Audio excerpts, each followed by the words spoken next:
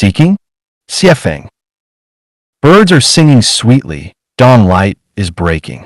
You wake up naturally, well-rested and full of energy. Stepping into the courtyard, you find it clean and tidy, filled with the fragrance of flowers. The air is fresh. Water murmurs in streams. Willows sway gracefully. Bamboo leaves rustle in the breeze. You stretch your body, take a jog along the orchard path. In the distance, green hills are shrouded in mist. Nearby, ducks and geese play in a lake. A rooster crows, puppies frolic in delight. At the dining hall, steaming buns greet you, boiled eggs smile at you, and a glass of juice tastes perfectly sweet and sour. The sun rises, casting golden rays across the earth. You pick up a hoe and walk into the fields. Between winding paths, dewdrops sparkle on leafy vegetables. You weed, till, fertilize, and water. No one assigns you, no one supervises. You work freely as you please. There is no need to worry about food, clothing, shelter, transportation, aging, or raising children. Everything is taken care of according to need. All the tools and utensils of daily life are available. The dining table offers an endless variety of fresh foods: eggplants, peppers, tomatoes, cucumbers, lettuce, broccoli, leeks, celery, cabbages, beans, scallions, and cabbages of every kind, steamed buns, flour rolls, scallion pancakes, rice, noodles, dumplings, everything you could desire, complete in color, smelling, and taste. There are no leaders, no managers, no regulations, no commandments. Everything is voluntary, guided by civility and self-awareness. People interact without money, without conflicts of interest, in warmth and harmony. You only need to choose one type of work to do. Meals are prepared for you. Laundry is washed for you. Cleaning indoors and outdoors is done by others, and clothing or other supplies are purchased when needed. There are no marriages or households, no household chores, no debts between people. Mutual service requires no gifts or favors in return. Each person has a bright and spacious bedroom, simply furnished with a bed, a table, a chair, and a wardrobe. The bedroom is a sacred and private personal space. Except for cleaning staff, no one will disturb you, and no one may enter without your permission. You are free to enjoy tranquility and elegance. Here, work is carried out independently, each person expressing their own nature. No one interferes. When to work and how to work are up to you. Sometimes, when group labor is needed, everyone works together while chatting and laughing, turning labor into a kind of joyful game. Work becomes the first need of life. To be deprived of labor feels like a spiritual punishment. Each person's workload depends on their health and strength. The strong gladly take on heavy, dirty tasks, while the weak do lighter service work. There are no wages, no bonuses, no allocations. Everyone contributes according to their ability and takes according to their need. Here, nothing is stolen. Doors remain unlocked at night. There is no theft, no robbery, no coercion, no crime of any kind. Drugs and gambling disappear. Prostitution and affairs vanish. Even quarrels are rare. Fights almost unheard of. Everything belongs to the greatest creator. Outwardly, each person owns nothing. In reality, each person owns everything. Here, emotions, love, and sexuality are completely free. As long as two people consent, no one interferes or criticizes. But anyone who causes harm to another's spirit, mind, or body will be expelled from the home. Here, heaven and earth reversed. Women take the lead. Men are passive. Men are never allowed to harass or abuse women. Women's safety and dignity are absolutely protected. Here, there are no great men, no masters, no gurus, no moral preachers. All are humble, hardworking, kind, honest, simple, trustworthy, and modest ordinary people. There is no distinction of high or low, no rich or poor. Blessings are shared, hardships endured together. All are treated equally. Resources are shared by all. Here, cultural and recreational activities are held regularly. Everyone may sing, dance, or perform. The themes are praises of life, praises of living, praises of life, praises of nature. There are no temples, no churches, no Taoist shrines, no Buddhist monasteries, no incense, no kneeling, no idol worship, no rituals of sacrifice. There are no political or religious activities of any form. Apart from group study and exchange on Mondays, Wednesdays, and Fridays in the evenings, sharing knowledge about the greatest creator and how to live as proper human beings, there are almost no meetings at all. Is this the life you dream of? This ideal life is no longer fantasy, but living reality. It is the second home of Life at Chanyuan. Although it is not yet perfect and still has shortcomings, we are constantly striving, step by step, toward this ideal model of life. We believe that as the home continues to improve and grow, it will become even more ideal than described above. March 30th, 2012. Utopia and the Second Home. Xiefeng. The pursuit of an ideal realm, an ideal society, an ideal life, and an ideal way of living is a common attribute of humanity and a lasting source of spiritual motivation. The shared aspiration of all sages throughout history has been to guide humanity into an ideal society. Whether it is Plato's Republic, Thomas More's Utopia, Edward Bellamy's Looking Backward, Confucius' vision of the Great Harmony, or the communist theories of Marxism-Leninism, all of them were attempts to lead humanity into an ideal society. In fact, when we carefully study the wishes of Laozi, Shakyamuni, Jesus, and Muhammad, we can also see that they all wanted to bring humanity into an ideal society. Human beings have not only studied the ideal society theoretically, but also explored it in practice. From the Taiping Heavenly Kingdom to America's most famous utopian communes such as Brook Farm, the Fruitlands, the Shakers, and Pullman's capitalist utopia, to the Soviet collective farms, China's people's communes, Osho's communities, and various utopian-style communities in Japan, the United States, and Canada, all were attempts to find a path toward an ideal society. Unfortunately, these explorations ultimately failed in practical terms. However, they left us with an immense spiritual legacy. In fact, they were not failures, but steps like staircases that helped us gradually ascend to a higher level. Precisely these explorations have led us onto the course of the Life at Chanyuan era and laid the foundation for humanity to enter this new stage. A theory, doctrine, or teaching, if not perfect, cannot succeed in practice, nor can it lead humanity into an ideal society. When imperfect theories or doctrines are used to guide practice, the result is disastrous, losing both the bride and the army. When we study any historical theory, doctrine, or practice, we find its flaws. Yet we should not completely deny them for their shortcomings, but rather take the essence and discard the dross.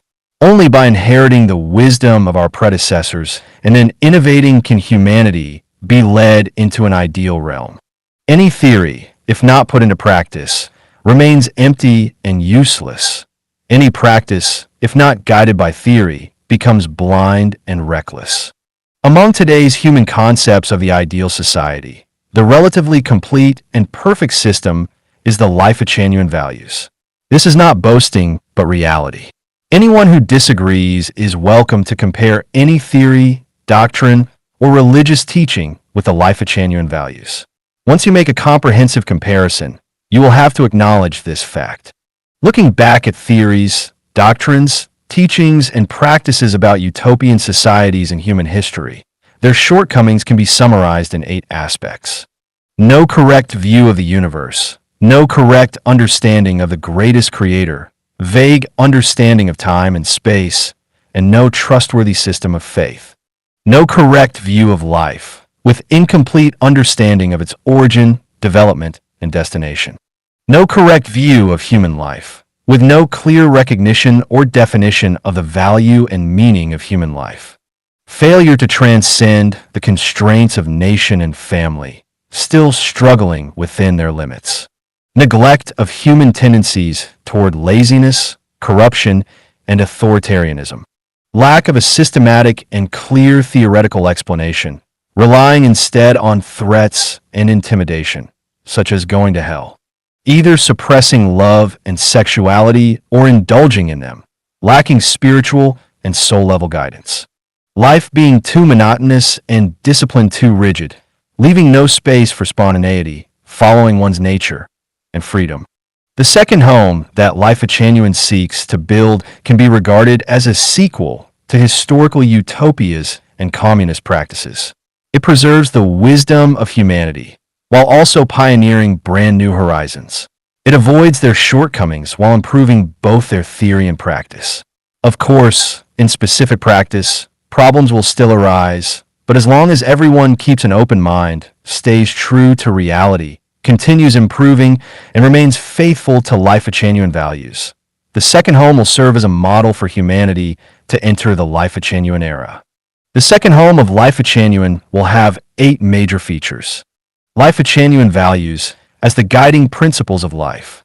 Contribution according to ability and take according to need. No family, religion, political party, or national consciousness. No laws, rules, or commandments. Life powered solely by the strength of the soul. Free and spontaneous. Follow one's nature.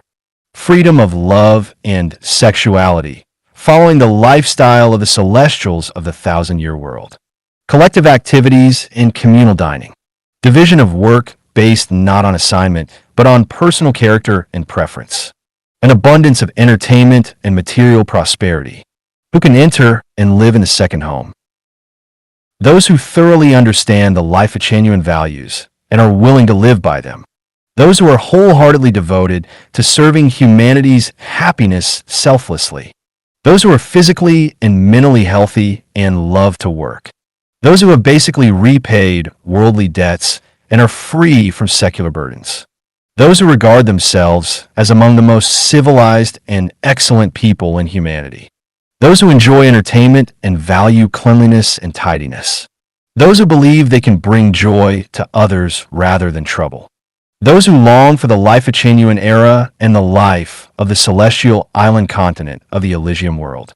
Quoting the words of one author to those wishing to enter the second home. In every great age of transformation, there are always some true idealists who, with broad compassion for the people, devote themselves with fearless courage to the grand cause of striving for the freedom and liberation of all humankind. For the benefit of generations to come and for the peace of the world, they are willing to sacrifice their very selves. Where the Tao is, there their hearts find rest. Even if thousands or millions oppose them, still they press forward. They scorn worldly wealth and privilege, and in pursuit of a beautiful dream, they dedicate everything precious, their youth, their blood, even their lives. Such people are truly the most respectable and lovable, truly worthy of eternal remembrance and reverence. Their actions, step by step, gradually free humanity and help it advance toward the kingdom of freedom. The blood of these fighters and martyrs has opened up a bright road for all who come after. August 25, 2007. The Truth About Utopia. Xiefeng. Quantum mechanics tells us that the world before our eyes is the result of our observation. More precisely, the reality we perceive is brought about by our consciousness. Whatever consciousness we hold, reality presents us with results that correspond to it. Over the more than 20 years since creating Life of Chanyuan, I have deeply experienced and felt the truth of quantum mechanics. According to the Life of Chanyuan values, in April 2009, we began creating a brand new model of production and life never before seen in human history. This model is utopia. This utopia is the kingdom of the greatest creator, the Xiefeng-style communism, the heaven on earth.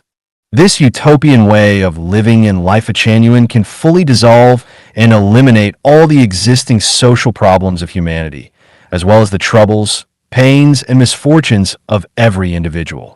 This has been proven true by 16 years of practical experience with this utopian model.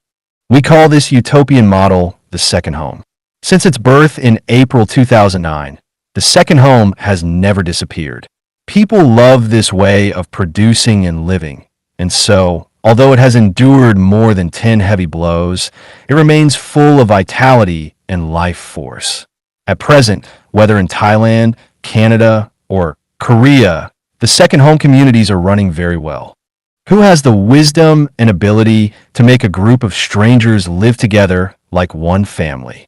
With no conflict, no jealousy, no resentment or blame, no theft or fighting, but instead living each day happily together, laughing, in harmony, and sharing everything. This is something I believe is very difficult for ordinary people to achieve, but the utopian model makes it possible. The utopia of Life at Chanyuan is the true utopia, and it has the following connotations. No rulers and no management, only values and programs. No power, only different divisions of work. All resources are shared. No one owns any property or occupies resources. No marriage, no family, no kinship ties. The elderly are cared for by the community, and children are raised and educated collectively. Everyone is a laborer. There are no people who do not work. Within 3 years, members must rotate to new places, preventing the formation of special emotional bonds, vested interests, or cliques. Work is chosen individually according to the conditions and needs of the second home. No allocation. Everyone takes according to need. No assessment, no supervision. Everything follows one's nature and capacity. Bedrooms belong to no one, but every bedroom is sacred and inviolable. Freedom to communicate, freedom to leave. Living in this utopian model of the second home is like living in the elementary stage of paradise. But to live this way, every member must meet the following conditions. Revere the greatest creator, revere life, revere nature, and walk the way of the greatest creator, which is the way of nature. Go through at least 6 months of soul purification. Abide by the 800 values for new era human beings. Own nothing. Be selfless, egoless, and free of attachments. Resolve worldly entanglements and repay debts. Accumulate virtue through contribution and dedication. Actively and willingly participate in the creation of material wealth, spiritual wealth, or soul wealth.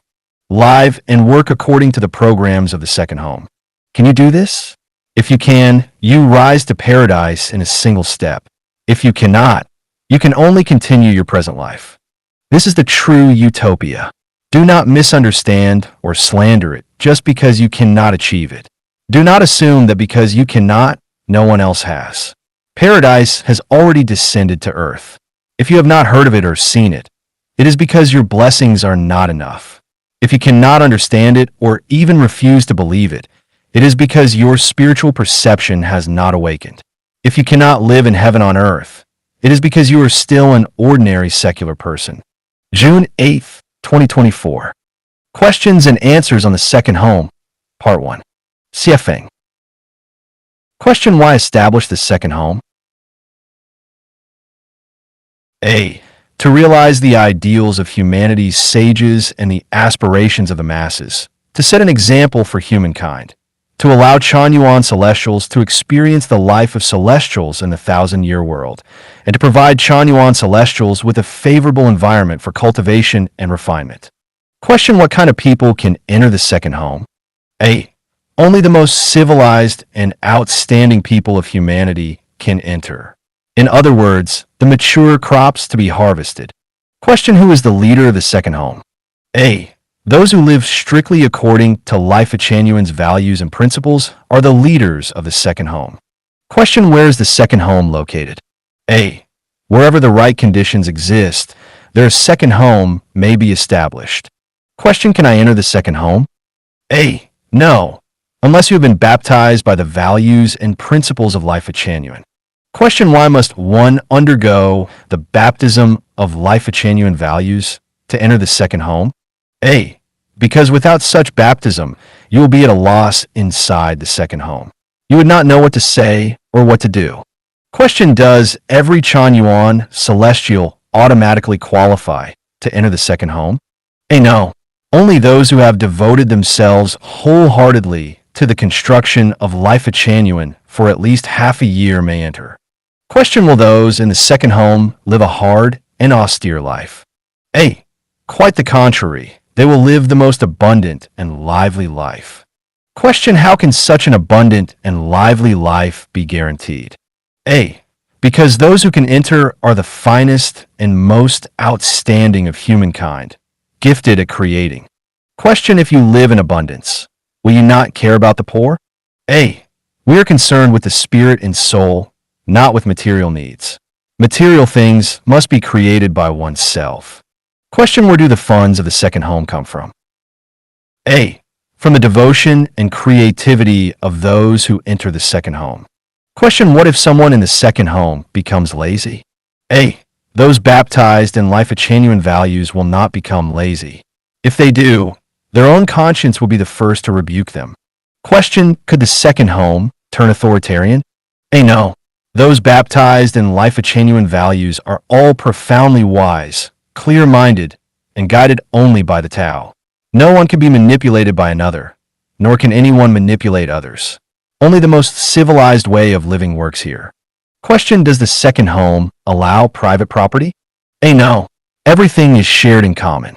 Question: then does that mean there is no privacy or personal freedom? A. Not at all. Each person's dwelling is private and sacred, inviolable. Without the owner's permission, no one may intrude. Question: but doesn't that still count as private property? A. Property is not privately owned. Everything belongs to the second home. Yet each individual enjoys a high degree of freedom and innate rights which cannot be deprived. For example, when someone is resting, no one may disturb them, nor deprive them of their basic safety and security. Question: does the second home maintain the institution of marriage? A. No. There is no marrying or being married in the second home. Question: then married couples cannot enter? A. They can. It is best if both enter together. Upon entry, the marriage bond dissolves, but they may continue a more civilized and beautiful intimate relationship, which no one may interfere with. If only one spouse wishes to enter, the other must provide written consent. Otherwise, neither spouse may enter alone. Question: is sexual life in the second home unrestricted? A. Yes, within ethical boundaries. As long as 2, or even 3 or 4, people willingly consent, they may relate however they wish, so long as they remain grateful to the greatest creator, and as long as such experiences help them feel the beauty of life and living, deepening their love for life, and inspiring them to dedicate themselves more creatively and selflessly to humanity's happiness. Why should that be limited? Question: isn't this promiscuity? A. Humanity's concept of promiscuity is mistaken.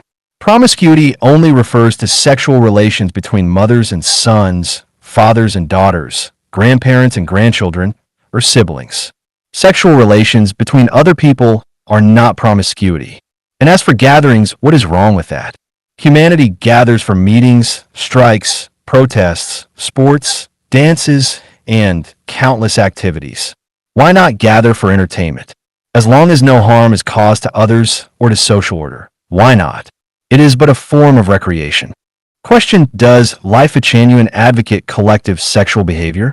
A. Absolutely not. That would harm many people. Secular society must abide by secular moral values. Otherwise, disorder would ensue, society would weaken, and humanity would head toward disaster. Question: then why is sexual freedom allowed within the second home? A. Because the second home is fundamentally different from secular society. Secular society is built upon families and marriage. If sexual freedom were allowed there, it would harm spouses, children, parents, and society as a whole. The second home, however, has no families or marriages, and it is set apart from secular society.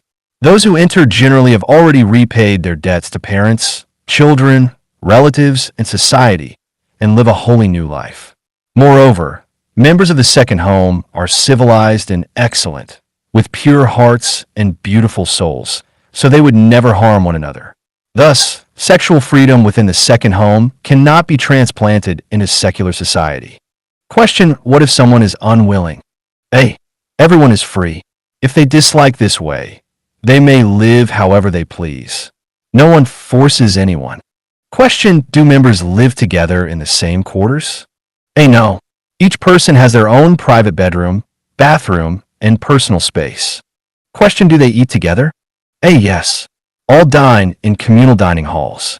Question: what if some like certain foods and dislike others? A. The dining hall will adjust according to individual preferences, ensuring everyone eats happily. Question: is the diet vegetarian or meat-based? A. According to personal choice. Those who prefer vegetarian food eat vegetarian. Those who prefer meat eat meat. No one may force another to eat otherwise. However, in the second home, eating wild animals or birds is strictly forbidden. Question: are all members Chinese? A. No. Chinese are a minority. Most will be people of other nations, largely white and black. Question: what if someone becomes ill? A. The second home has doctors and nurses, with all treatment free of charge. Whoever falls ill will receive meticulous care and love. Question: what if someone passes away? A. A dedicated team will make proper arrangements for everything. No one needs to worry. Question: how are those who lose the ability to work cared for? A. They will be looked after by the most attentive and understanding people.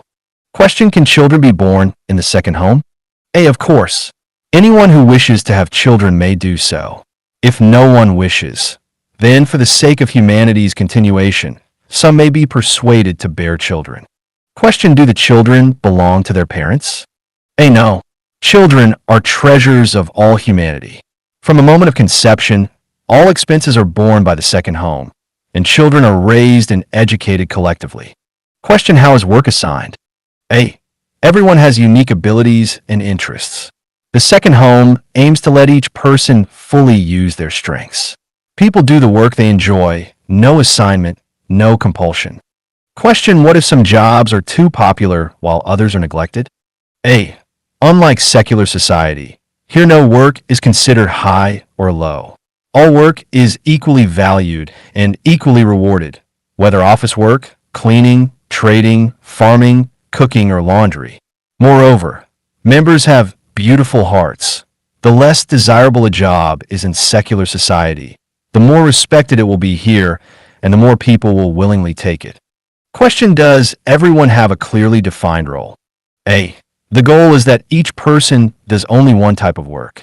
Gardeners need not worry about cleaning their own rooms. Milkers need not worry about laundry. Merchants need not worry about hot meals after work, and cooks need not worry about income.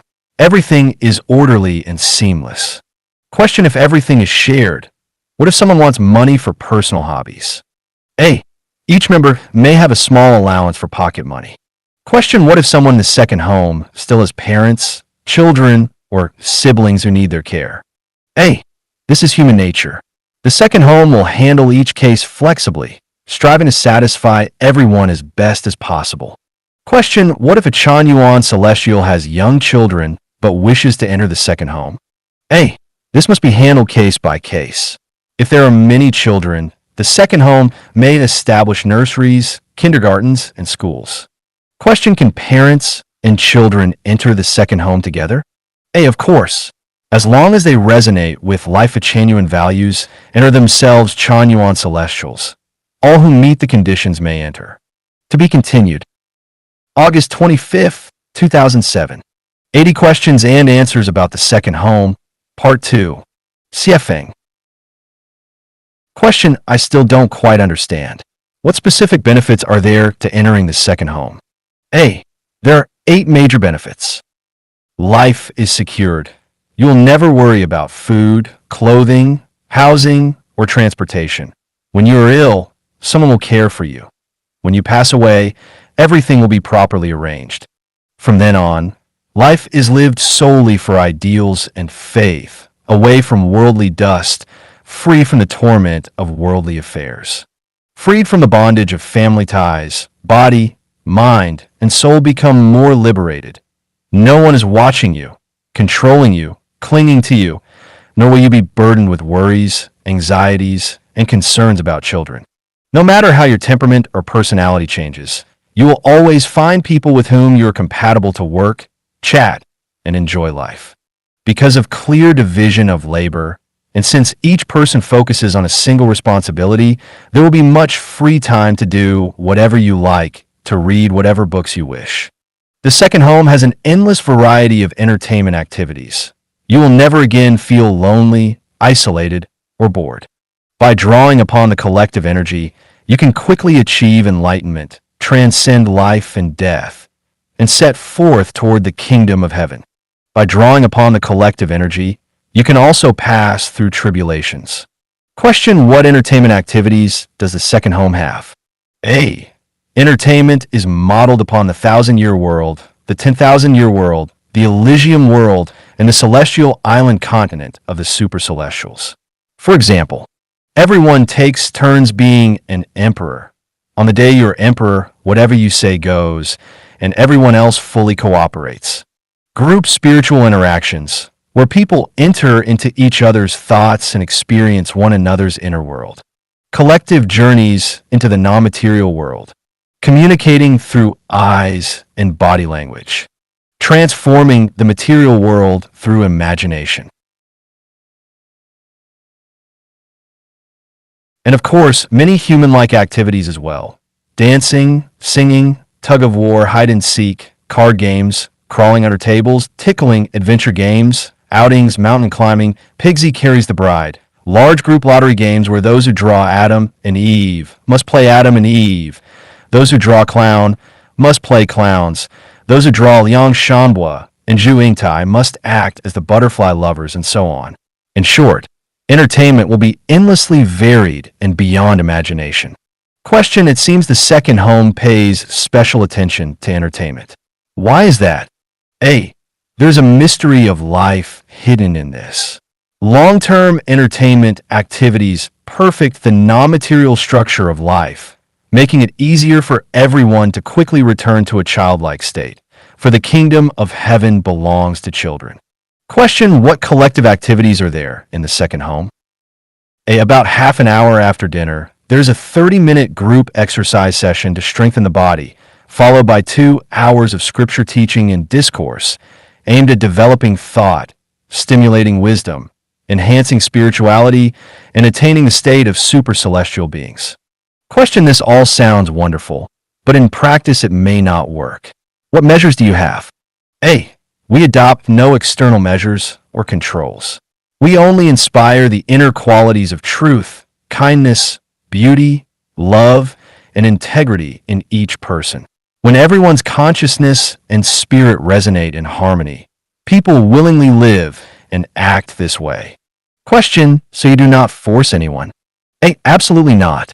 We will use the best spiritual and psychological guidance and persuasion so that everyone is wholeheartedly convinced and willing. If someone doesn't yet understand, we can patiently wait for their awakening, but never will we force them. Question: what if someone wants to leave the second home? A. We will hold a farewell party, provide them with travel expenses, and part with tears. Question: is there no other compensation? A. The second home has no private property. Regardless of how long one has lived there, they own nothing personally. So when leaving, apart from travel expenses, nothing else can be taken. Question: but what if he or she contributed much wealth, offered many gifts, or helped the second home earn a lot of money? Can they not take some with them when leaving? A. All actions within Life of Chanyuan and the second home are voluntary and conscious acts of dedication for ideals and faith, given freely without expectation of return. When giving, one should not expect reward. It is like breath exhaled or water poured out, which cannot be taken back.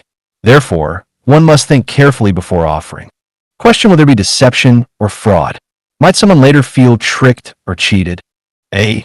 Life of Chanyuan is supported by a complete set of principles, just like a constitution that even binds a president. Everything about Life of Chanyuan and the second home is explained clearly and openly. What we say and what we do are consistent. We follow principles, not individuals. Even Xiefeng himself, must live according to the community's values. If words and deeds diverge, that would be deceit.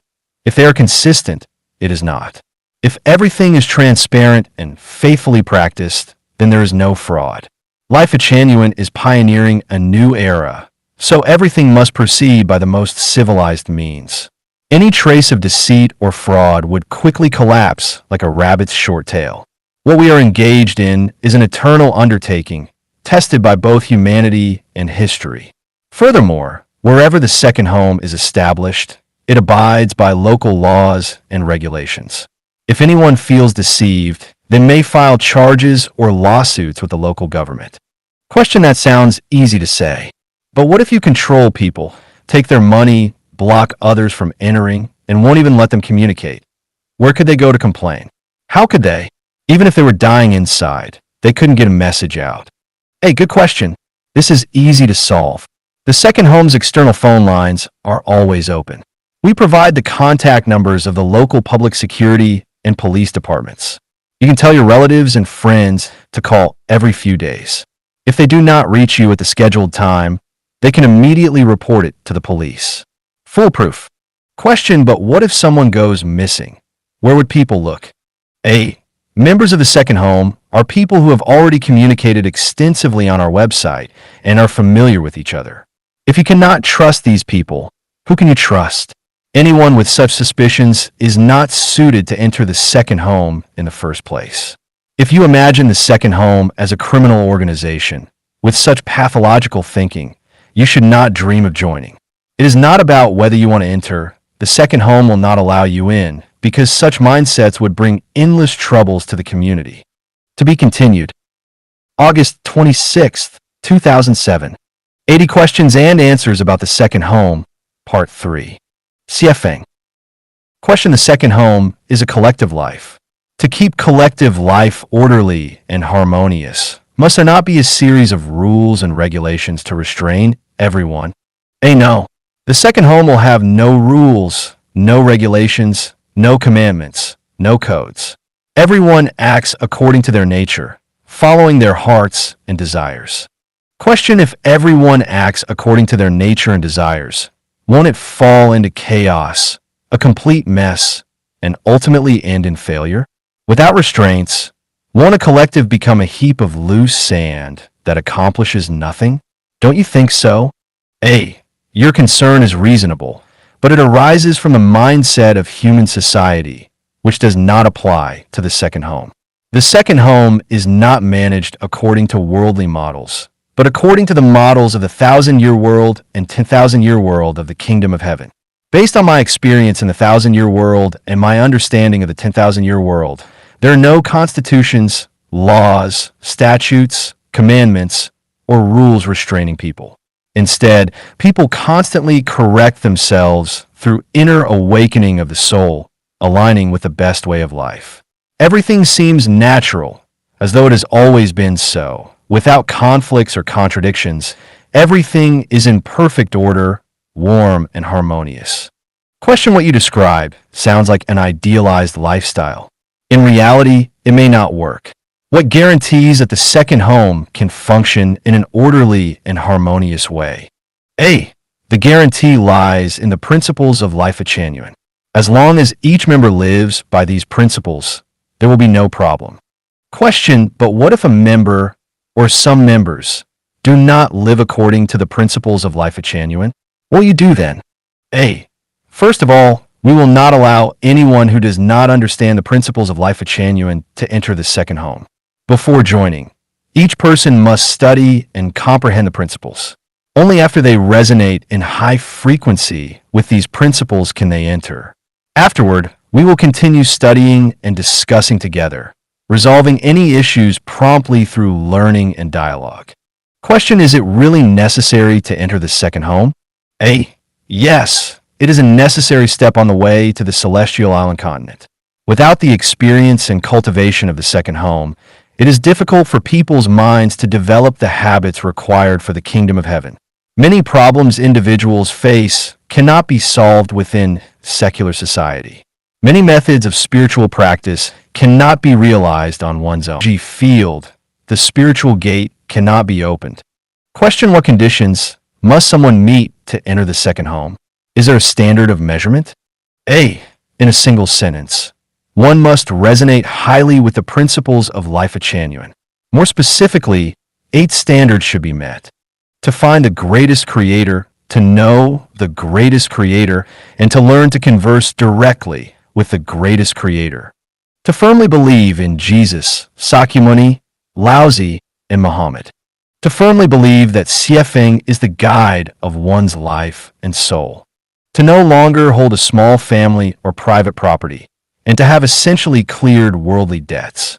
To fully abandon the self, entrusting one's life to the arrangement of the greatest creator and one's worldly path to the guidance of the Tao.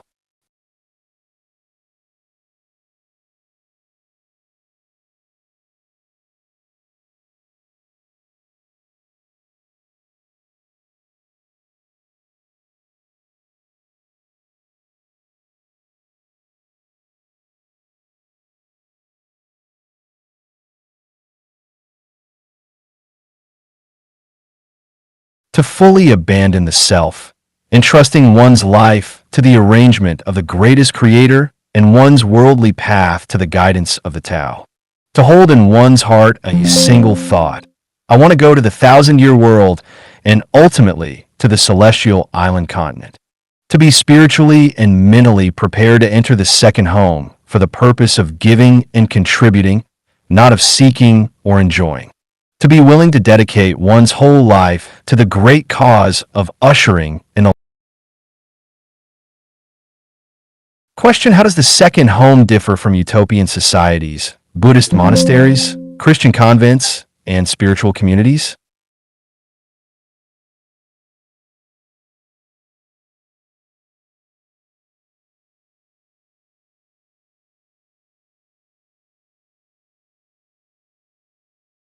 A. None of the utopian societies in history were guided by systematic philosophy like that of Life Genuine. They were blind experiments. The second home, however, is guided by a clear and systematic philosophy. Buddhist monasteries and Christian convents are bound by strict rules, regulations, and commandments. The second home has none. It is completely guided by acting according to one's nature and heart. Spiritual communities, such as Osho's commune, arose from a momentary impulse and lacked lasting foundation, so they were short-lived.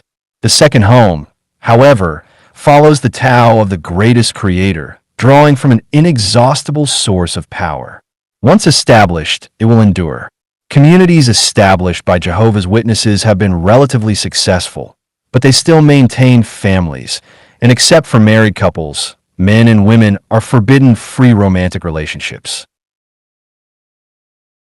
The second home, however, has no families, and men and women may enjoy rich and diverse free romantic lives. Question: will the second home be closed off? A. Spiritually, it is open. In lifestyle, it is closed. Every member of the second home has a computer, may freely access the internet, and freely learn about other ideologies and belief systems.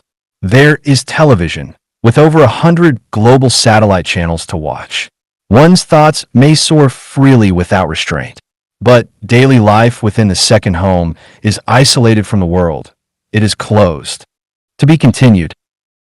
80 questions and answers about the second home, Part 4. Siafeng. Question: those who enter the second home must live collectively. From the government's perspective, this is not permitted. You must first apply for approval from the relevant departments, otherwise the government may suppress or ban you.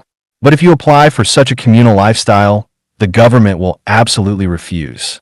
What will you do about this? A. There are many countries in the world where this kind of communal living is not interfered with, unless we violate local laws or cause trouble to the surrounding society. Your concern mainly applies to places like mainland China. In other countries, this is not an issue.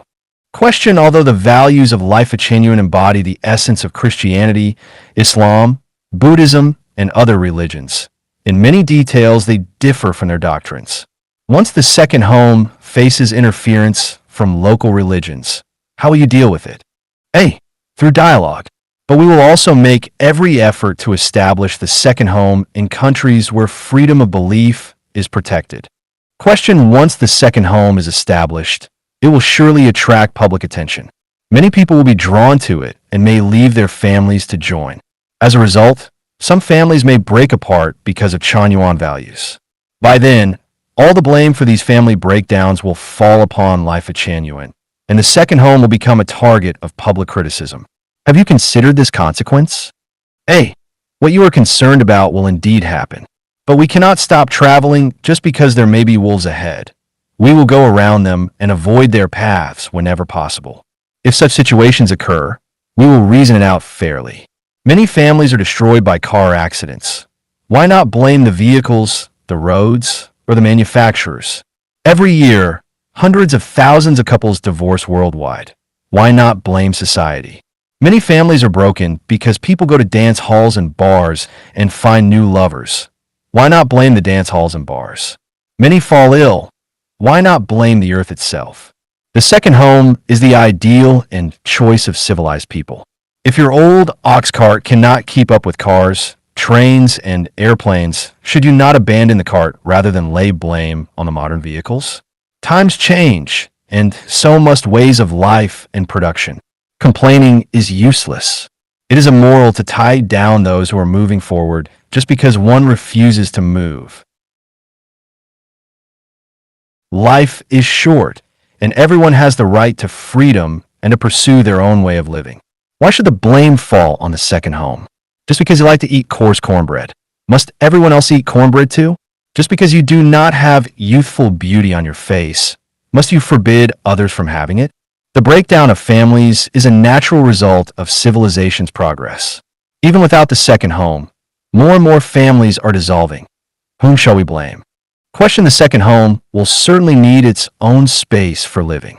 Many people will want to visit and observe. How will you respond? A. Everyone is welcome. In fact, we even hope to sell tickets or open a guest house to earn a little income. So please come. Question: if someone comes to cause trouble, how will you handle it? A. When soldiers come, we send generals. When water comes, we build dams. We will deal with each situation according to its specific circumstances. Question: what if the second home fails to continue? Some people may give much but gain nothing. How will you arrange for them? A. People are alive, and ways can change. Within the unchanging lies change, and within change lies the unchanging. As long as we keep adjusting our way of living, we will eventually find a way everyone enjoys. Therefore, once the second home is established, it will not collapse. Those who enter will soon realize that what they gain far exceeds what they give. In fact, it will be hard to persuade them to leave. Few who have entered heaven would ever wish to return to the ordinary world. Question: what is the motivation for Life at Chanyuan to establish the second home? A. 3 purposes. To serve as a model for ushering in the Life at Chanyuan era. To experience and adapt to the lifestyle of heaven. To focus on teaching, cultivation, and spiritual practice. Question: if Siefeng is no longer here, will the second home still be able to continue? A. At the beginning, Siefeng is necessary because without him, people may not understand heavenly life and may be lost. But after 1 or 2 years, once everything is running smoothly, once people have adapted to the lifestyle of the second home, and once many Chanyuan celestials have grasped the mysteries of thought and life, then it will no longer matter whether Siefeng is here or not. The second home will continue to consolidate and develop. Moreover, by then, second homes will have been established in many places around the world. Siefeng's role will be only one small part, and other Chanyuan celestials whose consciousness reached the celestial and Buddha state will know how to maintain it. November 6, 2007. An introduction to the second home of humanity's new life. Siefeng. We have already created a model for humanity's new way of life. This is the second home of Life at Chanyuan. It is no longer a paper concept or an empty fantasy, but a living reality. General Program.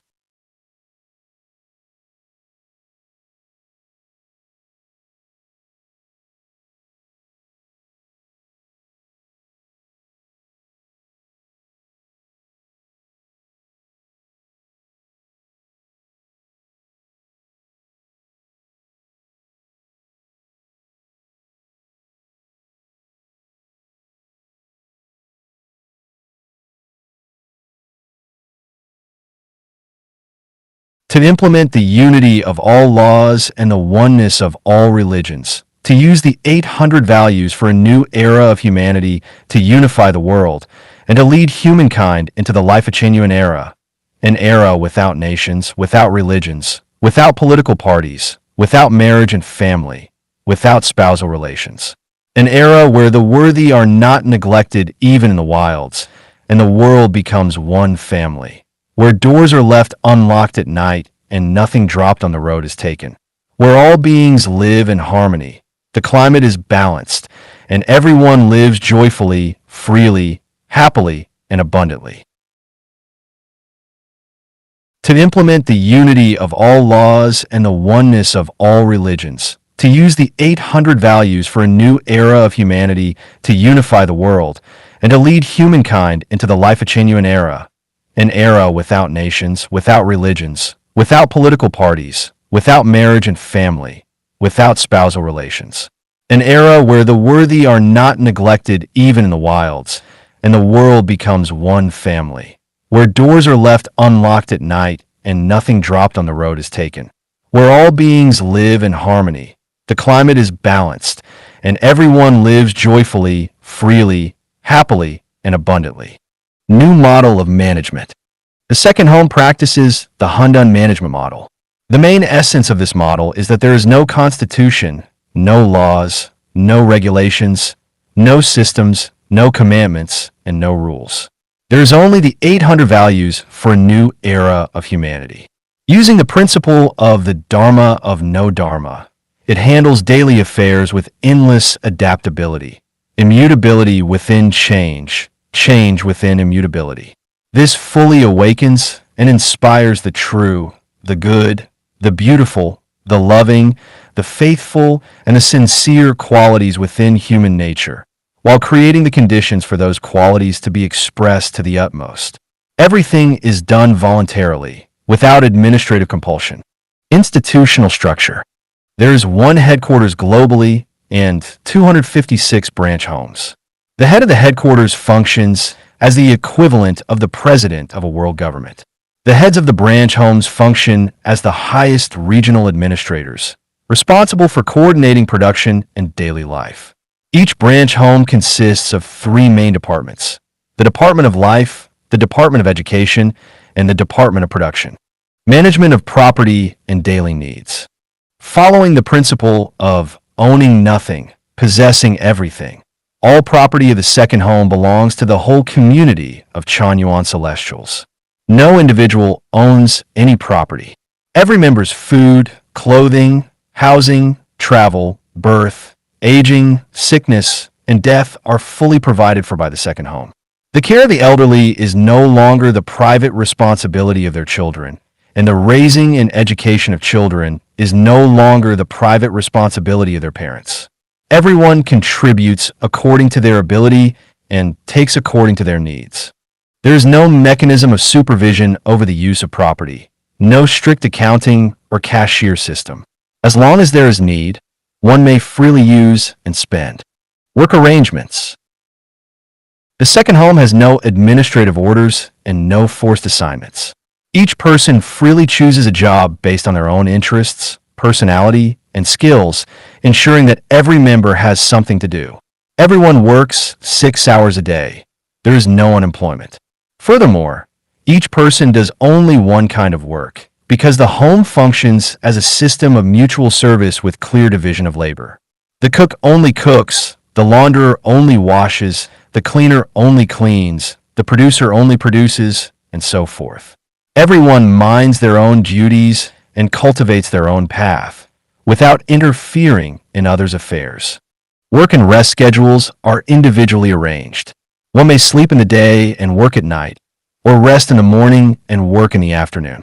Everyone follows their own rhythm, as long as their tasks are completed. Relationships among members. Regardless of whether one is a guide, a director, or holds another role, all members relate to one another as kin. Parents and children, grandparents and grandchildren are family. Men relate to each other as brothers, women as sisters. Men and women of different ages as elder sisters/brothers and younger siblings. Men and women who can confide, share affection, and engage in romance relate as lovers.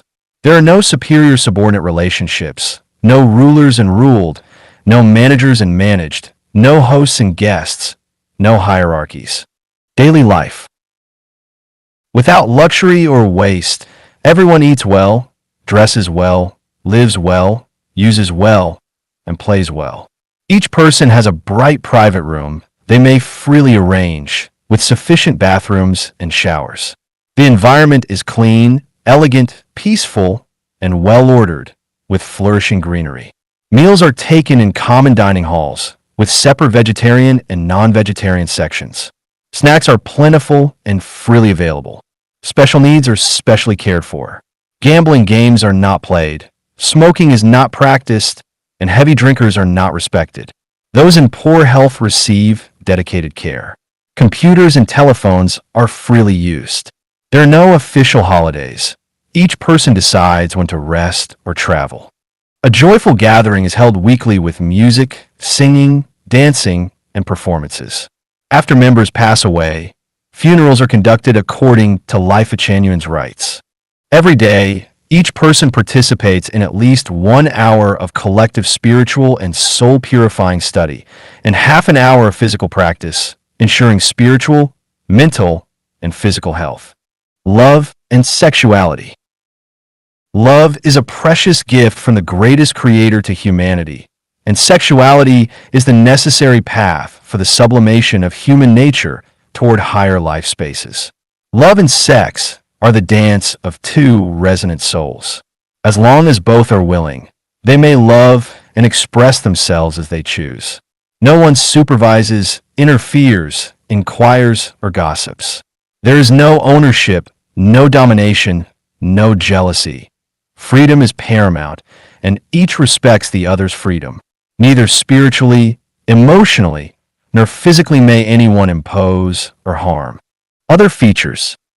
Doors are rarely locked, yet no theft has ever occurred. Each bedroom is an absolutely private space. No one may enter without permission. Harmony prevails. There have been no quarrels or disputes over interests or personalities. Members are met at airports or stations when arriving or leaving, ensuring safety. Coming and going are completely free. Speech is civilized. No vulgarity, lies, or shouting. The home remains serene. Behavior is noble, dress is neat, and there is no vulgarity or slovenliness. Everyone is their own master. There is no scolding, supervision, or coercion, only mutual service. Relationships remain simple and without exclusivity. All economic activity complies strictly with the laws of the country and locality. Members are encouraged to embody the spirit of Leifeng, to help the weak, put others first, and endure hardships themselves.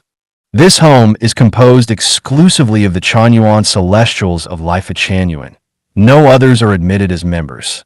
Journalists are welcome to visit. Government agencies and departments may inspect at any time, and relevant organizations are free to exchange and engage here. Everything about the home may be truthfully and faithfully reported to the wider public. All other visitors, however, are not received. The economy of the home is sustained solely through the lawful labor of its members. No donations or sponsorships from outside individuals or organizations are accepted, not even 1 cent. Every member must strictly adhere to the 800 values for a new era of humanity. Those who do not will be dismissed from the second home. Conclusion. The second home is exploring a new way of life for humanity. We firmly believe that when all humankind lives according to this model, human suffering will lessen, personal pain will diminish, the deterioration of nature will be curbed, and humanity will surely enter a Life Genuine era lasting for 1,000 years. August 7th, 2009. The advantages of the second home over the traditional family. Xiefeng. The second home created by Life Genuine is located in the beautiful, spring-like land of southwest China. The purpose of founding the second home is to provide humanity with a new way of living that is different from the traditional family model and to set an example for entering the life-changing era, an era where the worthy are not left in the wilderness, and the world becomes one family, where lost items are not picked up and doors are left unlocked at night, where all beings live in harmony, seasons are favorable, and everyone is happy, free, joyful, and blessed. At present, there are 50 permanent residents, the oldest over 80 years old, the youngest only 8. After nearly half a year of practice, we have summarized the following aspects in which the second home proves superior to traditional family life, for your reference. The home takes care of each resident's food, clothing, housing, transportation, birth, aging, illness, and death. No one needs to worry individually. The care of the elderly and the upbringing and education of children are provided by the home, freeing parents and children from these burdens. Upon entering the second home, the traditional family structure dissolves and spousal relationships no longer exist. This reduces constraints and increases personal freedom. There is no marriage in the second home, so neither parents nor young adults need to worry about marriage or starting a family. Every resident chooses work that matches their personality and skills, without distraction from other trivial concerns. The home practices the Hundan management method.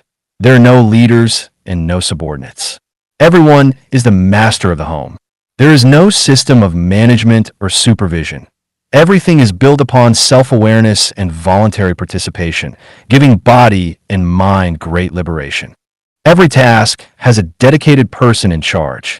People serve one another without incurring debts. Some cook, some wash clothes, some clean, some provide care, and so forth. Everyone is freed from the burden of endless chores. Residents can communicate with each other freely at any time. Every weekend, there is an entertainment party eliminating loneliness and depression. No one suffers from it here.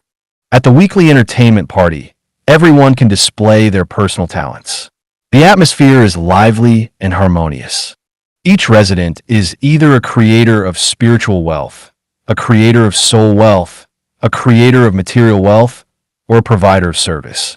There are no idlers, no parasites. Everyone works diligently. Following the principle of owning nothing, possessing everything, residents have no personal property. All things are shared, and no one worries about possessions. By upholding the 800 values for new era human beings, the home preserves strong commonality while allowing joyful individuality. This balance has already been achieved in practice.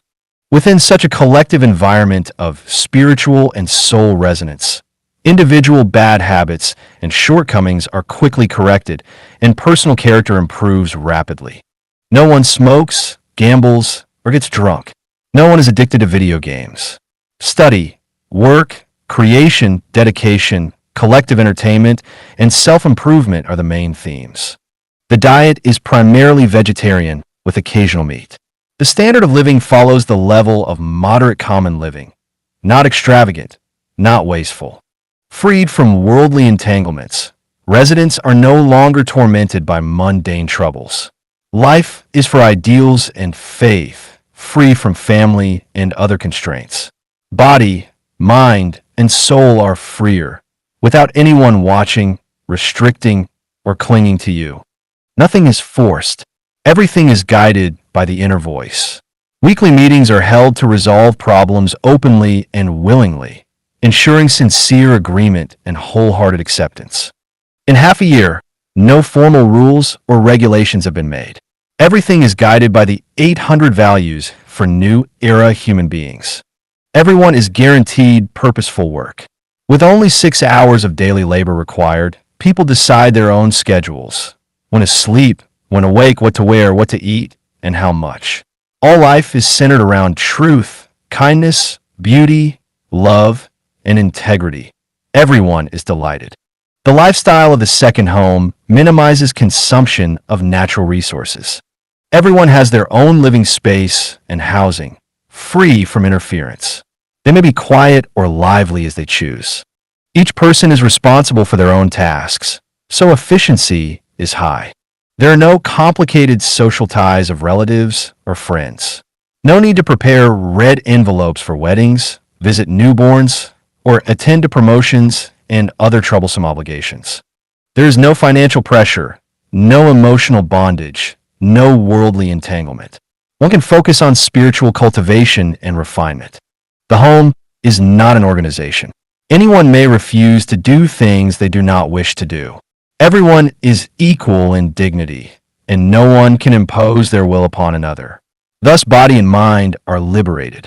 Only optimism, progress, and brightness exist here. Negative and harmful influences are absent. Science, facts, logic, and spiritual awareness are respected. There is no mysticism, no spells, no cultivation of occult practices, and nothing contrary to government laws. Thus, everyone lives openly and at ease. Members come from all parts of the country. Sharing a common aspiration and goal, they blend together, and their life quality rises quickly. The home encourages people to be first-class talents and to do first-class work. Personal quality improves rapidly, and most become experts in their chosen fields. The environment is clean, tidy, and elegant. Bathing is convenient, personal hygiene is valued, and untidiness and bad habits disappear. Jealousy, resentment, and complaints are removed. Everyone is both master and servant of the home. Romantic affection is free. People may flirt, love, and play as they wish without interference. Sexual freedom exists. No one interferes, restricts, or gossips about others. Those who attempt to monopolize or possess their partners in love or sex are looked down upon. Therefore, everyone is free. Each person's freedom and lifestyle are respected. Choosing celibacy or multiple partners is entirely up to the individual. No one is forced. Those unwilling to work and harboring parasitic thoughts will be asked to leave. Thus, diligent people thrive here. Anyone who brings harm to others, mentally, spiritually, or physically, will be expelled. Therefore, everyone feels safe. Entry and exit are free. Anyone who meets the home's living standards may join at any time. Anyone dissatisfied may leave freely. Everything is flexible and adaptable. Special cases are handled according to the principle. Buddha's law is formless, infinitely variable, and within constancy there is change, within change there is constancy. Thus, thinking grows increasingly flexible. The internet and telephone connect freely with the outside world. Everyone may communicate openly. No birthdays or holidays are celebrated, and no gifts are exchanged, reducing many troubles. The second home has realized lost items are not picked up, and doors are left unlocked at night. In half a year, not a single personal belonging has been lost. Although the second home is superior to traditional family life, it still needs constant improvement, continual acceptance of new ideas, new methods, and new perspectives. Unreasonable aspects will be corrected in time, and reasonable suggestions will be adopted promptly. Anything disallowed by the government will be abandoned. Anything troublesome for society will be opposed and corrected. We hope all Chanyuan celestials and members of society will supervise our words and actions, guiding us continuously. As Chairman Mao once said, as long as what you say is right, we will follow it. Additional reflections from Zixia Celestial. In the process of building life at Chanyuan, one can repay worldly debts early and accumulate treasures in heaven. The second home is the best refining furnace. Through daily life, guided by the 800 values, one transforms consciousness, perfect structure, and cultivates qualities of a super celestial. It is the only shortcut to the kingdom of heaven. Living in the second home, one creates joy in work, selflessly dedicating truth, kindness, beauty, and love. Facing the countenance of Buddhas, Bodhisattvas, and immortals at every moment, how could one not feel blissful? As one's inner structure becomes perfected, illnesses in the body disappear without notice. Without worldly fetters, consciousness is clear. Owning nothing yet possessing everything, life becomes a playful blossoming, relaxed and joyful, step by step approaching heaven. By being realistic and truthful, everything is open and above board. The benefits are endless. Life in the home feels ever more spacious. In happiness and joy, time feels too short.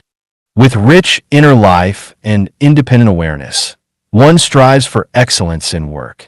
In the home, the journey of life has no worries or concerns. All glory belongs to the greatest creator. Amen. September 22nd, 2009. Establishing great faith. Cultural construction of the second home. CFing.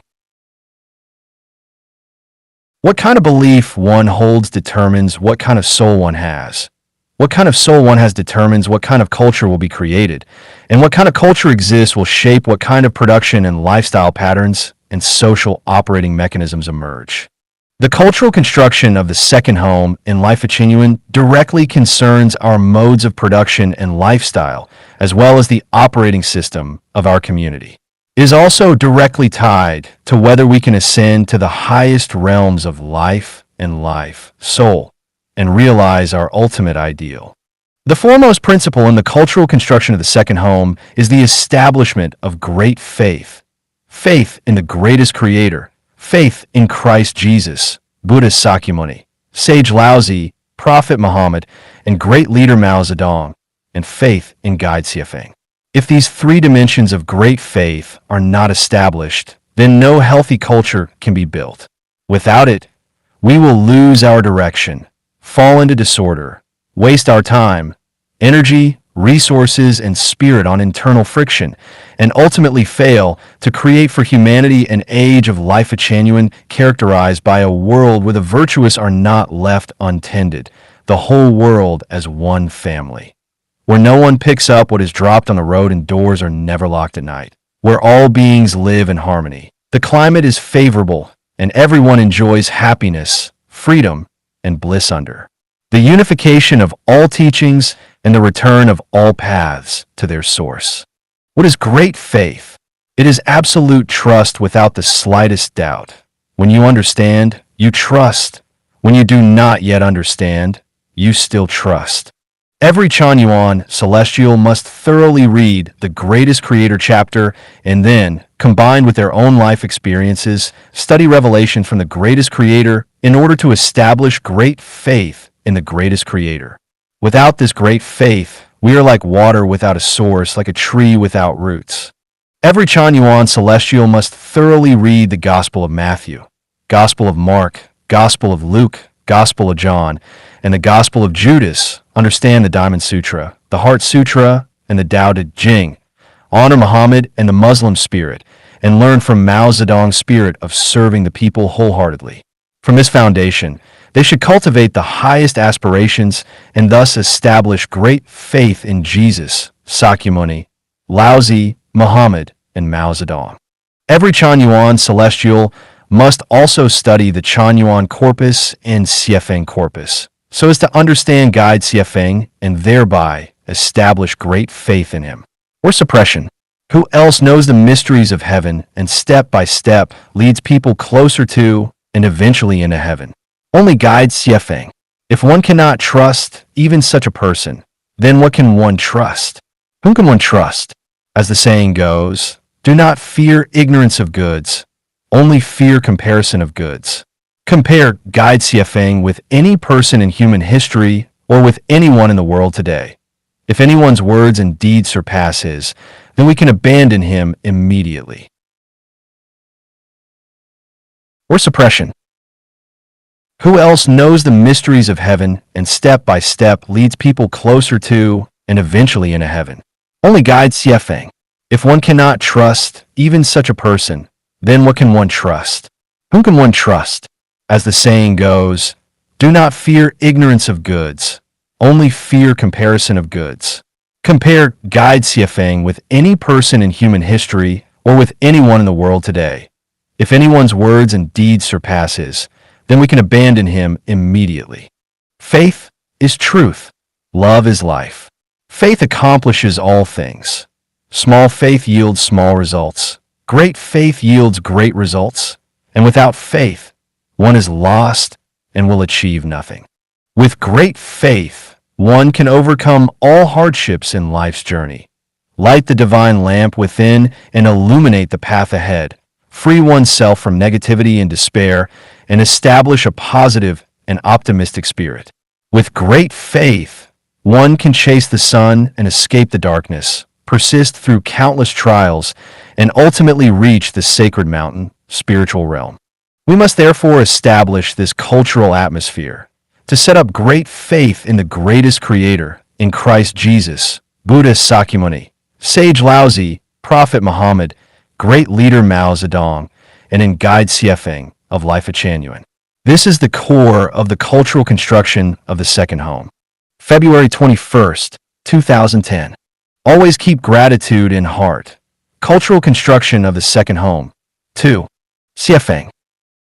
Gratitude is the first essential element for elevating the quality of life. To become a Chanyuan celestial is to be grateful. To enter into the life of the second home is to be even more grateful. Having escaped the worldly routines and now freely enjoying the joys of life in the home, how can we not be grateful? What more could we want? Food, clothing, housing, transportation, birth, aging, illness, and death are all provided by the home. We no longer toil and rack our brains over raising children or caring for the elderly. Work is simple. We are no longer exhausted by endless trivial matters. Surrounded by brothers, sisters, relatives, and lovers, we are no longer lonely. Emotional love and sexual love are free and open. We are no longer repressed, troubled, or pained. Having nothing and yet possessing everything, we're no longer anxious about ownership.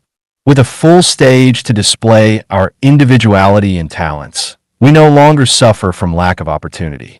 Far away from the dusty world, we are no longer distressed by scheming and deception between people.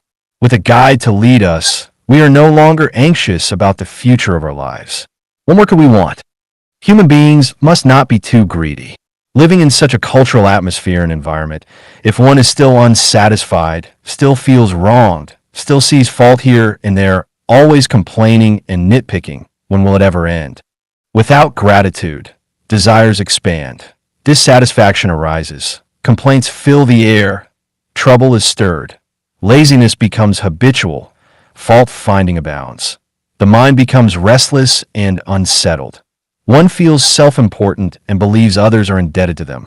Criticism and control-seeking follow. One attempts to manipulate others, fans the flames of discord, speaks with barbs that hurt others, and brings endless sorrow and suffering to brothers, sisters, relatives, and lovers, making it impossible to focus peacefully on one's work. With gratitude in the heart, the mind becomes clear and bright. One will not demand excessively, nor will the eyes be fixed on others' shortcomings. One will not idle about aimlessly, nor seek to control or possess others. One will not impose one's will on others, nor limit their joy, happiness, or freedom. Jealousy, resentment, and constant comparison will not arise. Anger, irritability, and endless complaints will not dominate.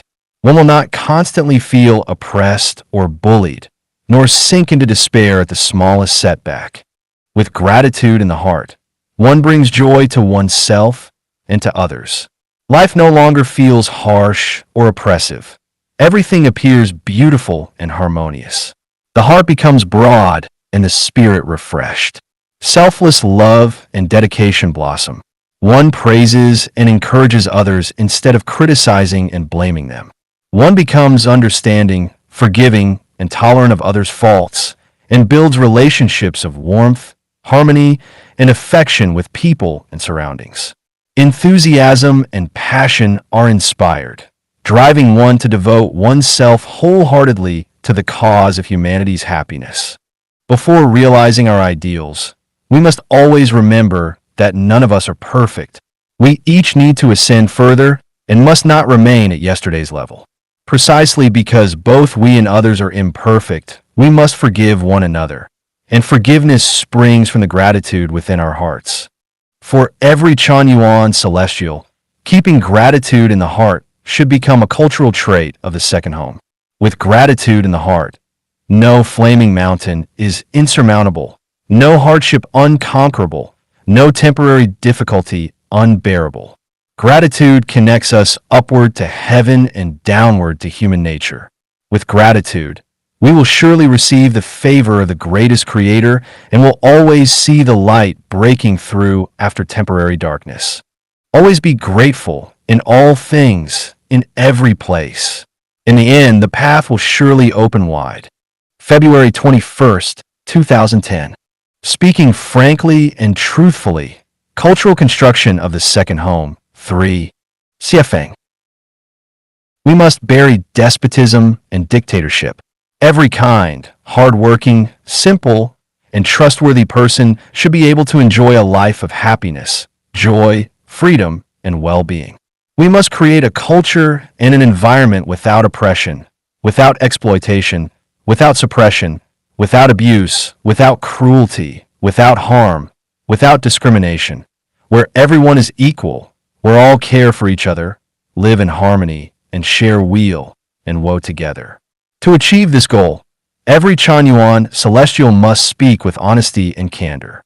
First of all, those who speak honestly and candidly must not suffer retaliation, threats, or abuse.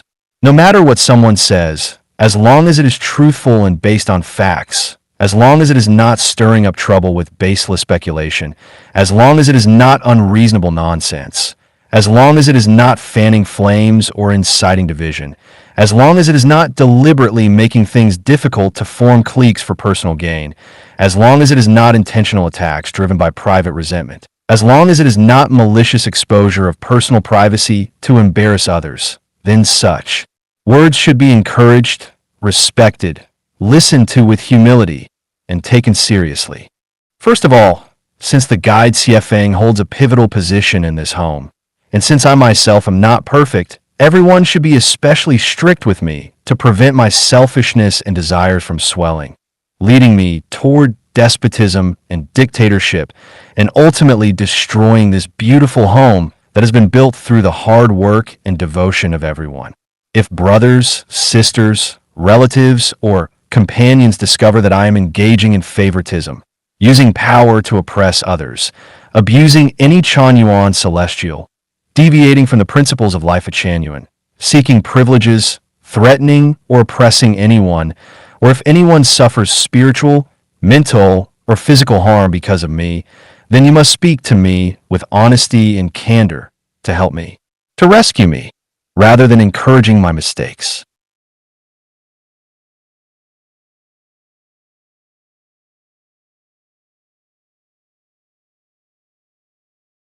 If my words or actions cause you discomfort, you must speak with honesty and candor, and not let me fall into the delusion that you approve of what I say and do, which would only cause me to lose control and act recklessly.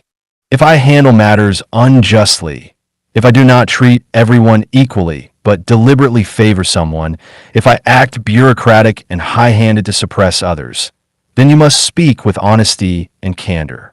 If anyone is retaliated against by me for speaking honestly and candidly, then I will already have turned into a devil. Such a guide will have lost his senses and will no longer be worthy of trust. The same applies not only to the guide, but also to every Chanyuan celestial in this home. No one is untouchable. Everyone must accept honest and candid word from others. If anyone feels displeasure or hatred because of others' honest words and proceeds to suppress or retaliate against them, that person is not a true practitioner and must be criticized by the guide.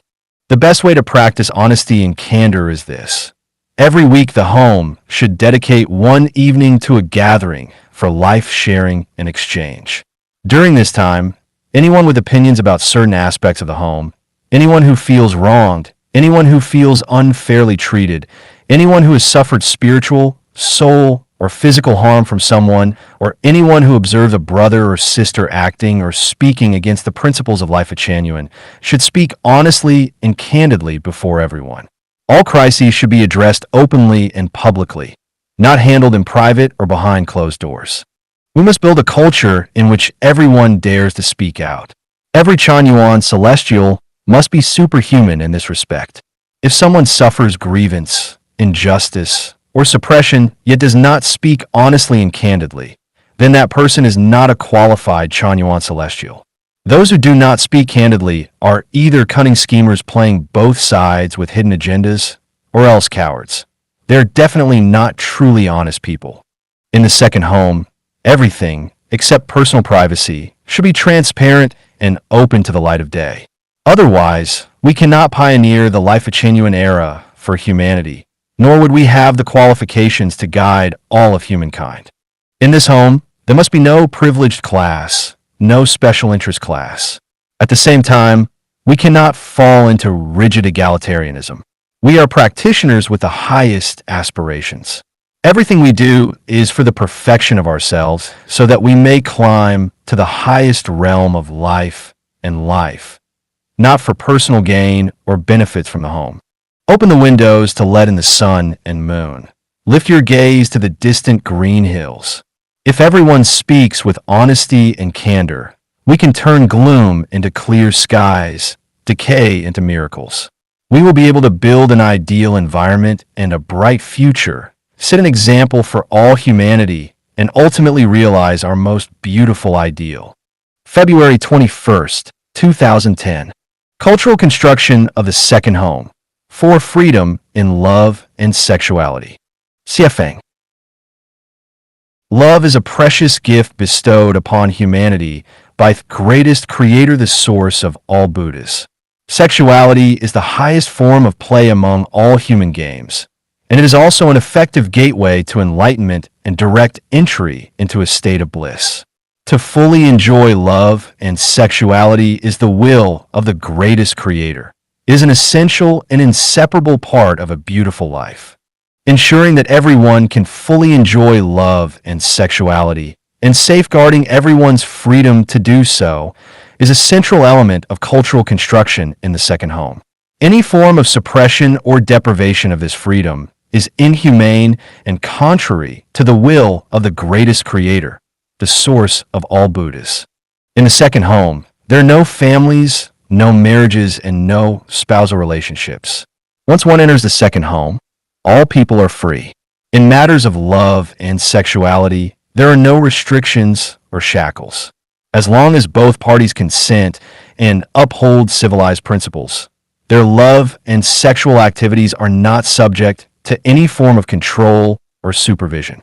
Anyone who attempts to limit or monitor the freedom of others in this regard is betraying the values of life genuine and is not qualified to live in the second home. No one is allowed to monopolize or control another person, to treat another as private property or a personal possession, or to interfere with another's love and sexual life, or to deprive another of their freedom in this realm. Just as feudal despotism, oppression, and private ownership must be eliminated in other aspects of life, so too must feudal attitudes, oppression, and possessiveness be eliminated in the realms of spirit, soul, and body. Jealousy is an expression of a person's soul ugliness.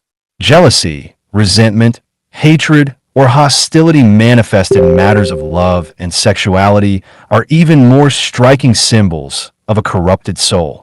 To restrict, control, monitor, or obstruct others' freedom in love and sexuality because of jealousy is a moral crime. In the second home, all forms of love and sexuality are free. If someone wishes to remain alone, they are free. If two people wish to stay together exclusively and not involve a third in their love or sexual relations, they are free. If someone wishes to have several partners, they are free. If someone wishes to have countless partners, they're also free. Everything operates according to personal will. This is a private matter, not a public one. The second home respects each individual's wishes, character, and interests. No one is allowed to impose their own will or values on others. Those who love steamed buns cannot restrict the freedom of those who love noodles. Those who dislike apples cannot restrict the freedom of others to eat them. Let 100 flowers bloom. Let 100 schools of thought contend. The 8 immortals cross the sea, each showing their unique power. A multi-layered, multi-dimensional stage is provided for the blossoming of human nature in all its splendor. Throughout history, across all times and places, humanity has set countless unnecessary moral codes, prohibitions, and restrictions concerning love and sexuality due to erroneous beliefs. As a result, countless people have suffered unfair treatment. Human nature has been severely repressed, and what was originally beautiful has been made a mess. What was simple has been made unbearably complicated. What was noble and pure has been turned base and filthy. Comedies have been turned into tragedies. This situation cannot continue. We must restore things to their original purity and simplicity, allowing every member of humanity to fully enjoy the delights of love and sexuality, granting everyone happiness, joy, freedom, and fulfillment. This is a major component of our cultural construction. At present, humanity still lives in a state of ignorance and backwardness, still dominated by the law of the jungle, still engaged in selfish struggles for resource control. Therefore, building a culture in which everyone fully enjoys love and sexuality faces tremendous challenges and difficulties. The road ahead is full of twists, dangers, and risks. Without firm willpower, we may at any time be consumed by conventional views of love and sexuality, and worldly storms may at any time overturn the vessel of our new culture. Yet society advances, and people are awakening. More and more have come to realize the immense misfortune and suffering caused by traditional views of love and sexuality. We firmly believe that as long as our faith remains steadfast and we are patient, the new culture of the second home will be embraced by humanity. A new way of life will bring happiness and light to humankind, and the era of Life Genuine will surely arrive. February 22nd, 2010. Cultural construction of the second home. Trusting in the home. Siafeng. In one's home, one relies on parents. Out in the world, one relies on friends. This is one of the notions found in traditional culture. In the present human society, for survival and development, people mainly rely on interpersonal relationships, on parents, husbands, wives, children, brothers and sisters, relatives, friends, colleagues, classmates, superiors, subordinates, and so on. This culture creates a web of relationships that are complicated and entangled. Once the object of reliance has a problem, it triggers a chain of interpersonal disputes and emotional suffering, such as self-suppression, submission to exploitation, oppression and repression, jealousy and resentment, endless complaints, scheming and rivalry, flattery and deception, being cheated and betrayed, anger and revenge, abuse and mistreatment, spiritual devastation, and even manipulation of the soul. These ugly phenomena emerge endlessly. Yet once reliance shifts from individuals to the home, all these problems will heal naturally and vanish without a trace. In the second home, every member's food, clothing, shelter, travel, birth, aging, illness, and death are provided for by the community. The care of the elderly and the raising and education of children are the responsibility of the home. The freedom to meet one's emotional and sexual needs is safeguarded by the home. The home provides every member with a stage to realize their aspirations and talents. In this way, we can completely transform the traditional culture of relying on personal relationships into reliance on the home. As a result, interpersonal relations become pure and simple, natural and harmonious. In daily life together, there will be nothing but warmth, joy, and mutual love. We must establish a culture of trusting the greatest creator, trusting the home, and trusting ourselves. People are not to be relied upon. Relying on individuals inevitably produces tragedies in life. It inevitably brings confusion and suffering. It inevitably makes oneself and others into burdens and spiritual weights. It inevitably makes one a slave and a victim of others, unable to live out one's true self. How does one trust the home?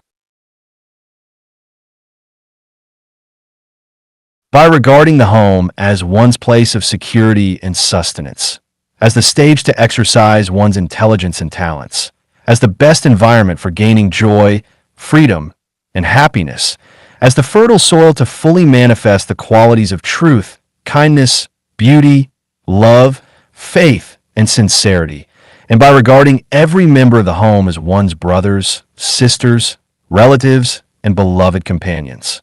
By loving the home, selflessly dedicating one's wisdom and abilities to it, by doing with care and excellence whatever work one chooses in the home according to one's interests, by striving to achieve first-class performance and results, by ensuring one's daily contribution to the home is greater than what one receives from it, by continually elevating the quality of one's life, perfecting the non-material structure of one's being, and steadily advancing toward the highest realms of life until one's cherished dreams and ideals are realized within a home. How does one trust the home? By holding fast to the 800 values for new era human beings, which are the fundamental guarantee for realizing both individual aspirations and the ideals of the home. February 23, 2010. Eliminating greed, corruption, laziness, extravagance, selfishness, and waste. Cultural construction of the second home. 6. CFA. Greed, corruption, laziness, extravagance, selfishness, and waste are the great enemies of civilization. They are the qualities and behaviors of demons, the tumors upon a healthy body, the viruses that corrupt a harmonious and warm home, the pathways of sin, the poison that corrodes a beautiful